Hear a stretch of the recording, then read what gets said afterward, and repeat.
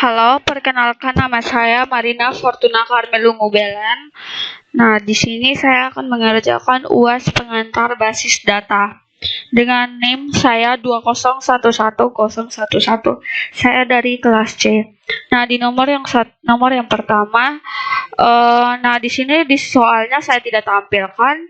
Jadi untuk soal yang pertama ada struk dari pembelanjaan atau pembelian di Hyperstore, toko Hyperstore. Nah, di dalam struk itu nomor 1 kita diminta untuk tentukan entitas. Nah, sebelum itu, nah di sini saya sudah memberikan jawabannya langsung. Entitas nomor 1. Nah, entitas itu adalah kumpulan objek yang dapat diidentifikasi secara unik atau saling berbeda. Nah, simbol entitas itu biasanya persegi panjang. Nah, itu biasanya untuk kita membuat ERD-nya. Itu untuk nomor yang ketiga.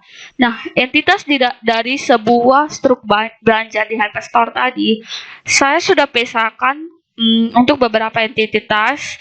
Nah, entitas yang pertama ada cetak, yang kedua nomor, ketiga kasir, keempat tanggal, kelima member, keenam sisa saldo, nama barang, lebih hemat. Nah, lebih hemat ini di sini kenapa saya menuliskan entitas lemah, karena dia masih berhubungan dengan entitas lain. Karena di dalam nama barang, nah nama barang itu dia di setiap pembelanjaan nama barang ada potongan harga seperti itu. Nah, atau lebih hematnya setiap barang yang dia beli. Nah, setiap barang yang dia beli itu ada lebih hematnya berbeda-beda. Jadi harganya itu atributnya. Nah, di sini saya taruh entitas lemah karena dia masih berhubungan dengan nama barang. Nah, selanjutnya ada total, tunai, dan kembali. Oke. Selanjutnya nomor 2, kita disuruh untuk menentukan atribut dari masing-masing entitas. Nah, di sini saya jelaskan sedikit. Untuk atribut, setiap entitas pasti mempunyai elemen yang disebut atribut yang berfungsi mendeskripsikan karakteristik dari entitas tersebut. Nah, untuk atribut itu banyak jenis dan pilihannya ya. Nah, di sini saya langsung saja untuk atribut dari entitas cetak ada 1 asli atau tunai. Nah, untuk atribut yang kedua ada 4838 dari entitas nomor. Nah, untuk atribut yang ketiga ada tersistor, itu dari tersisore dari entitas kasir. Nah, untuk tanggal 20 bulan 8 2020 itu dari entitas tanggal. Selanjutnya kios glow itu atribut kios glow itu dari entitas member. Nah, entitas sisa saldo juga memiliki atribut -1 atau RP -1. Nah, untuk entitas nama barang di sini mempunyai banyak atribut.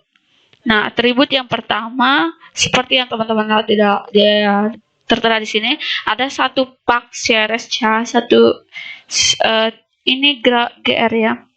13 GR kali 30S seharga 23.678 dan selanjutnya. Nah, selanjutnya juga ada entitas lebih hemat. Nah, entitas lebih hemat ini dia mempunyai atribut seharga ini seharga RP 13.212.000. Nah, selanjutnya entitas dari total seharga 579.500. Sedangkan entitas tunai mempunyai atribut 600.000 dan entitas kembali mempunyai atribut seharga 20.500. Oke, teman-teman, kita langsung ke nomor yang ketiga. Kita diminta untuk membuat ERD dari entitas yang sudah kita buat di atas.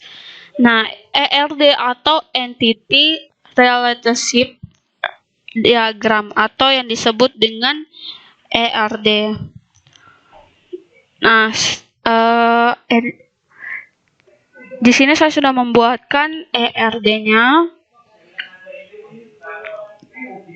Nah, untuk supaya teman-teman ketahui, nah yang warna biru panjang ini itu adalah atributnya ya.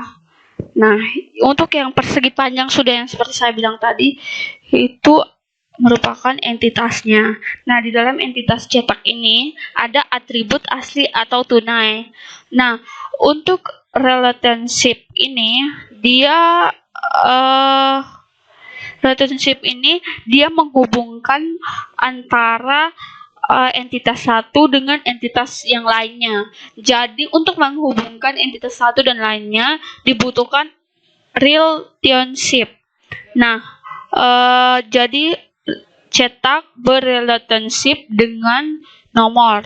Nah, di dalam nomor ada atribut 4838540. Nah, dari nomor dia relationship lagi ke kasir. Nah, di dalam kasir ini dia mempunyai atribut tersistor. Nah, dari dari kasir dia berrelationship lagi ke tanggal. Nah, di dalam tanggal ini ada atribut 20.08.2020. Selanjutnya dari tanggal dia relationship lagi ke member. Terus ke bawah member ada cash flow, dan dari member ini dia relationship lagi ke sisa saldo. Oke, selanjutnya juga sama dari member relationship ke sisa saldo. Nah, di dalam sisa saldo ini ada RP-1. Nah, dari sisa saldo dia relationship lagi ke nama barang. Nah, di dalam nama barang ini banyak atribut. Nah, seperti yang saya jelaskan di atas. Nah, dia bercabang mempunyai banyak atribut. Nah, dari nama barang ini dia relationship lagi ke lebih hemat. Kemudian dari lebih hemat dia ke total. Setelah ke total dia ke tunai lalu kembalian. Oke, begitu saja penjelasan tentang RRD-nya. Nah, kita langsung masuk ke nomor yang keempat, yaitu kita membuat database menggunakan terminal. Nah, di sini sebelumnya saya sudah membuatkan database menggunakan terminal dan sudah saya print screen. Nah, di sini saya jelaskan kita untuk membuat sebuah tabel atau database.